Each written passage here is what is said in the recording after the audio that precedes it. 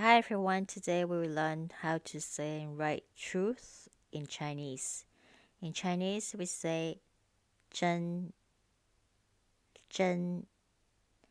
So, for example, from the very beginning, we learned the word heart in Chinese, 心.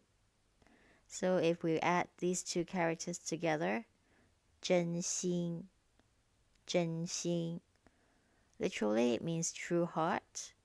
So it is a term, to refer to someone who is sincere. So for example, we learn the character I, love.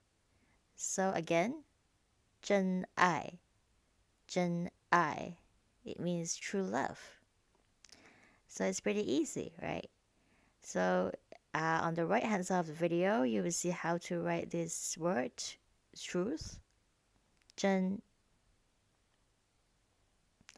So I hope you enjoy this video and please feel free to check other videos as well. See you.